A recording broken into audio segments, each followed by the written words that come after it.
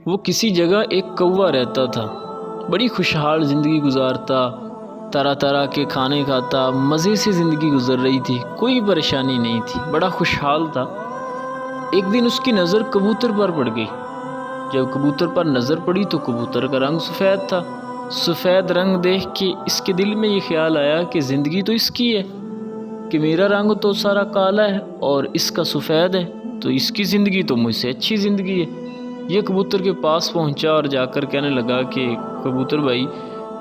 تو مجھ سے اچھا ہے اور تیری زندگی تو مزے کی ہے، تیرا رنگ بھی سفید ہے اور میرا رنگ بھی کالا ہے، تو تیری زندگی تو مجھ سے اچھی ہوئی۔ تو کبوتر نے جب کوے کی بات سنی تو کہنے لگا کہ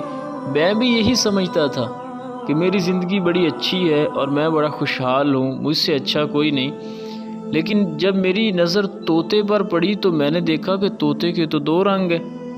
تو وہ مجھ سے اچھا ہے۔ اب یہ کوا طوطے کے پاس پہنچ گیا اور جا کر کہنے لگا کہ طوطے،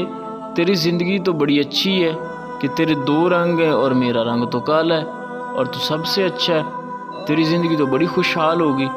طوطا کہنے لگا کہ میں بھی یہی سوچتا تھا کہ میری زندگی بڑی اچھی ہے، لیکن جب میری نظر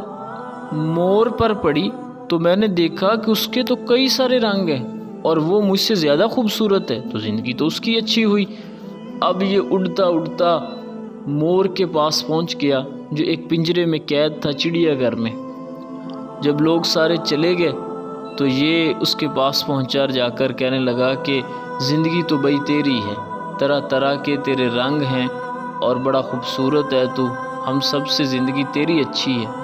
وہ کہنے لگا کہ میں بھی یہی سمجھتا تھا کہ میری زندگی سب سے اچھی ہے، لیکن دیکھو کہ میں اسی خوبصورتی کی وجہ سے آج قید میں ہوں اور تم آزاد گھوم رہے ہو۔ تو جب میں قید میں آیا تو میں نے سوچا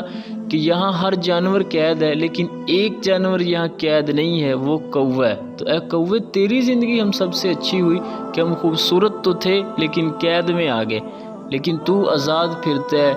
تجھے کوئی قید نہیں ہے، تو تیری زندگی سب سے اچھی ہے۔ تو کوا سوچنے لگا کہ بات تو اس کی ٹھیک ہے، اس لحاظ سے تو میری زندگی ہی سب سے اچھی ہے۔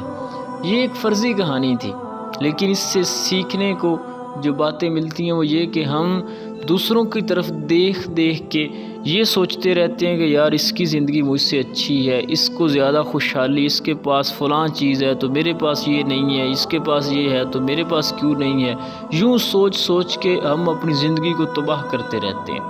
اور یاد رکھیں، جب بھی کسی کی طرف دیکھنا ہو نا تو اپنے سے اونچے لیول والے کو ہرگز نہ دیکھیں،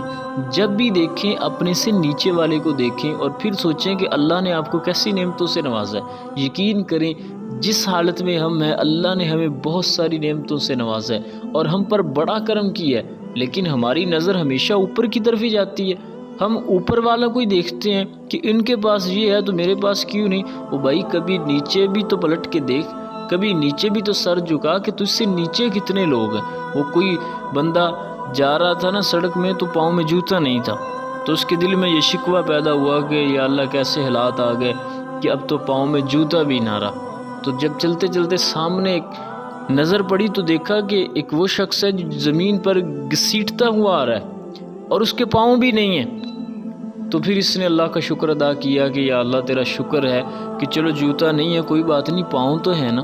اور اس شخص کے تو پاؤں بھی نہیں ہے، زندگی تو یہ بھی گزار رہا ہے۔ تو ہم دیکھتے ہیں جب دوسروں کی طرف تو پھر دل میں پریشان ہو جاتے ہیں۔ یاد رکھیں اللہ کی دی ہوئی نعمتوں پر